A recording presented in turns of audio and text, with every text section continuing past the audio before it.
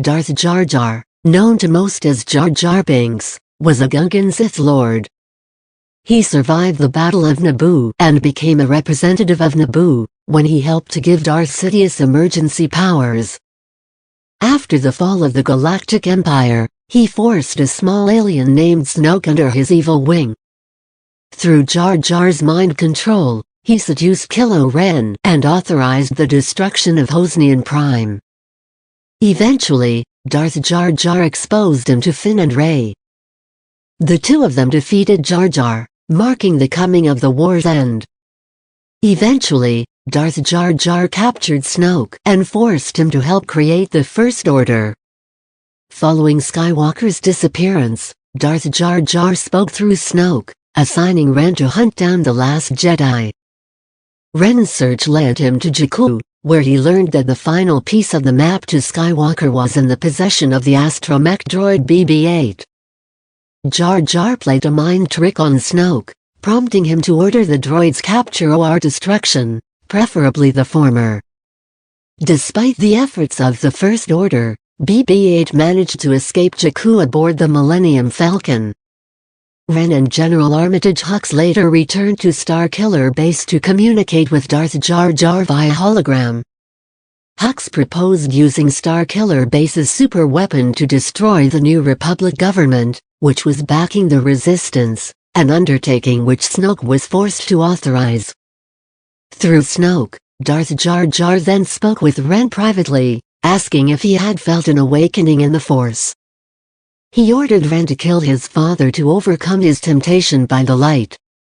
When he realized that Snoke was horrified by the orders he had given, Darth Jar Jar tortured him just for saying so.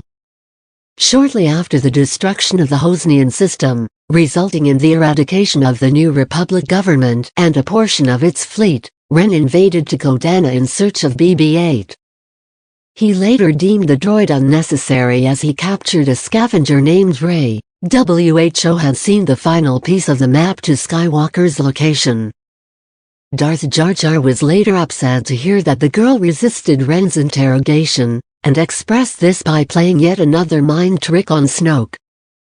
Ren defended himself by explaining that Rey was strong in the Force, albeit untrained.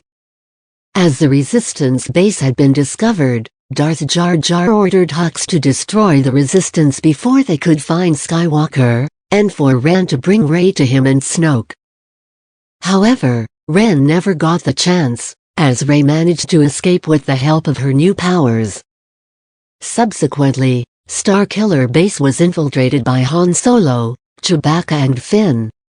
WHO managed to lower the shields through the aid of the captured Captain Phasma to allow the Resistance fleet to attack the base. Solo then tried to bring Ren back to the light, only for his own son to murder him.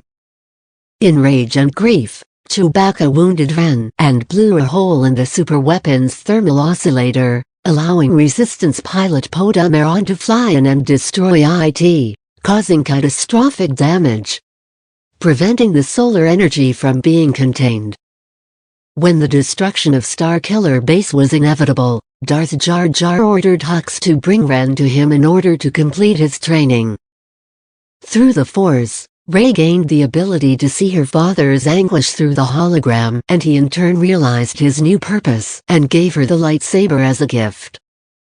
Post-launch, Han Solo moved on to search for the saber and brought it to the Dark Lord.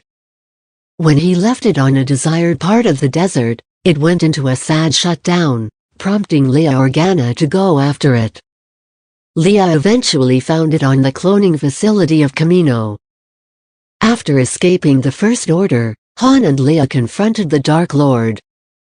Leia was about to get the cutlass for the final fight, but managed to escape after Han cut the Lord's pinky finger off to prevent him from using it against her. Shortly after, Han and Leia were hiding in the dead of the old Jedi Temple, as they watched over Han and Chewbacca as they hunted down their son, who had been living on the desert planet Jakku. When the gangster boss, Leader Hux, arrived, Hux had Sabine in tow, and they were attacked by several Resistance fighters. Anakin had fought back, despite his incomplete training. he was eventually discovered by a gangster named Darth. Anakin fought with his father. Lord Vader fought back by using his saber. Lord Vader revealed to Anakin that he is not his father, and is him from an alternate universe. Anakin then knocked out Vader with the Force. When the General Han learned that Luke had been left alive, he tried to save him, but accidentally killed his father and then became a slave to him. The stormtroopers reached him, and allowed him to go on one of the many underground airlocks. After landing, he was whisked away by several stormtroopers. Jar Jar came and electrocuted Han, but the meta-curing of his wound left him permanently scarred. Vader and several stormtroopers arrived with Jabba, who remained as the Emperor of the world of Naboo. Vader's forces attacked, and along with the help of the droids Ewok and Pimhug, who had seen all the different transports brought into the Senate, subdued Jabba as a terrorist. Force-sensitive, Han managed to locate the Millennium Falcon, and freed Luke, who was gagged, held captive, as he sought the lightsaber to kill his master. Han agreed to give Luke the lightsaber. They both then went to the old Jedi Temple on Coruscant. A piece of power coming from the body of Mace Windu activated the crystal, which meant that the dark side had taken over, and a force field was created around Mace. Vader went to a weapons processing line and took out several stormtroopers, but managed to keep his disguise. He could no longer land with the mask on. Han went there looking for the lightsaber. Vader confronted him, but Han had freed Luke, and was no threat. Darth Jar Jar stabbed Han with his lightsaber and fought Luke, eventually cutting off his hand. "Luke Mesa Yow's real father," said Darth Jar Jar. "No," screamed Luke. When his arm recovered, Vader confronted him. Jar Jar stabbed Vader with his super weapon. An extremely painful death was avoided due to the return fire of Vader's weapons, but the Imperial officer was seriously wounded. Part 2. Several years later, Han Solo and Lando Calrissian, while on the desert world of Itha, spotted an old smuggling opportunity with the Princess Leia Organa. He saw how the two of them went to hide in a small sandpit, and after her, they discovered her location to the mission of the 1st Stormtrooper Regiment. When Han and Chewie were getting to Leia's sandpit, the group of clones that had killed her parents, along with several Ewoks, broke in and confronted them. Princess Leia had managed to activate the life Esuit, then their son Kylo Ren appeared and killed his father Han Solo. He spoke of his master Darth Jar Jar and how he will be pleased that the Force is returning to the planet of Naboo. Lord Vader himself and Captain Ana Organa fought their way through them. Lando Calrissian killed them all. After he tried to take one of them alive for questioning him, Kylo Ren sliced Lando's arms off and killed him. Horrified Vader, Chewie, and Leia escaped, though Chewie was mutilated. And before the X-Wing blasted the Xorlos away from the transport they were pursuing, Darth Jar Jar pulled out his lightsaber. And with his power sword, he swam toward a giant hole in space. The Rebel base, an old Venator from the old Clone Wars, was on its way to pick up the heroes. But once they got on board, Darth Jar Jar ordered Kylo Ren and his squad of TIE fighters to destroy the Rebel base. When Vader was building his swords, Chewie had come out of the sandpit and tried to pick off a TIE fighter. But Vader's sword sliced Chewie's hand and the two fell into each other and died. Leia, horrified, activated her lightsaber and fought Vader, and it activated the force field around her. Vader again had no way to fight against her. The base was destroyed and the three started to be sucked into the black hole. Leia managed to activate the force field, which slowed the pull and guided all the rebel soldiers using the force to the Millennium Falcon, where they escaped. Later, all of the survivors from the Battle of Itha were loaded onto several 100,000 starships headed for the nearest refactor in the hope to escape the clutches of the First Order. Anakin escaped from his cell on the Jedi Temple. Dark Ranger, an old dark side worshipper, fought Anakin, but quickly lost.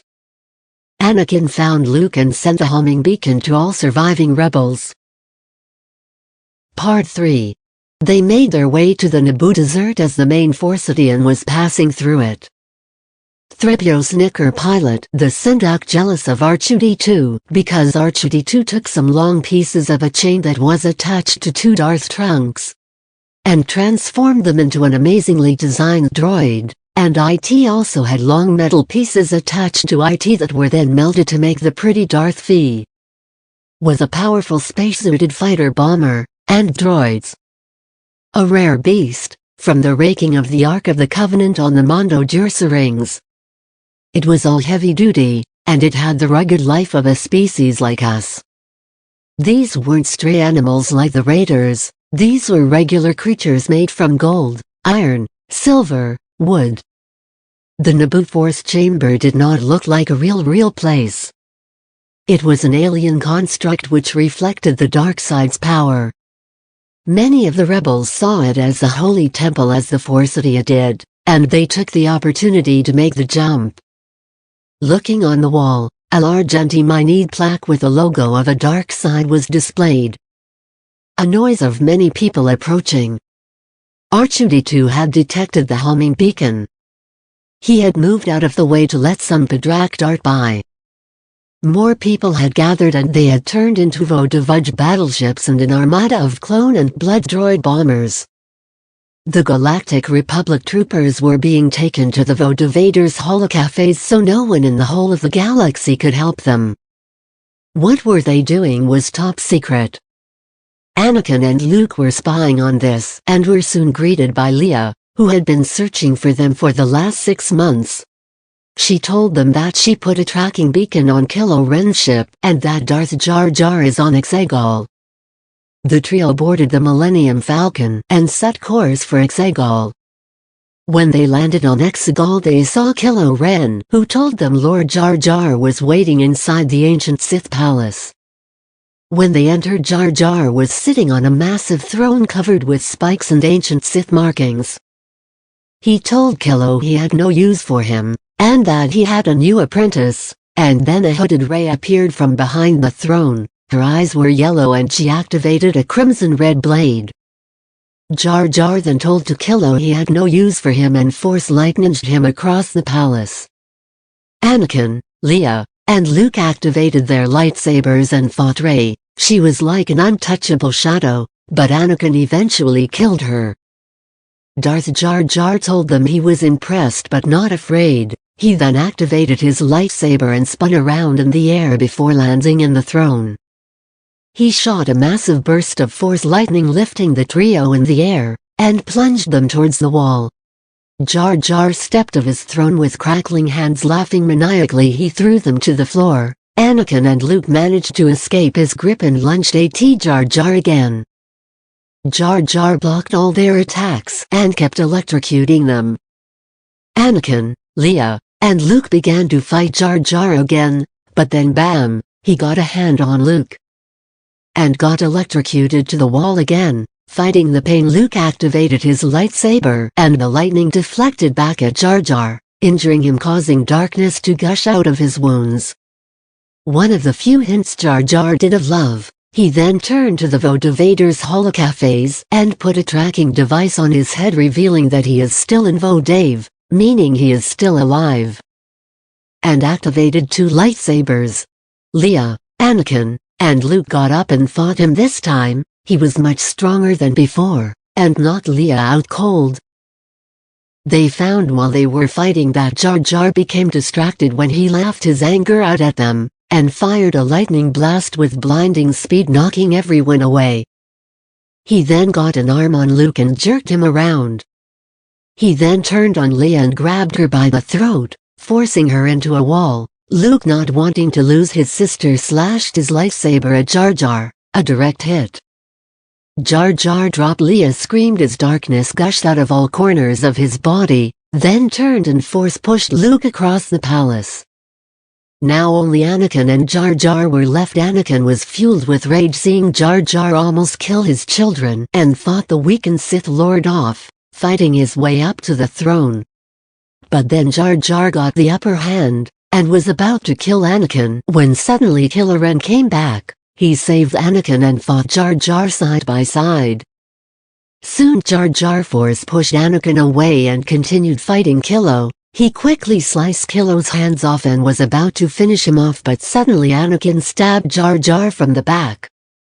Jar Jar's body was evaporating into darkness, leaving nothing but bones that turned to dust.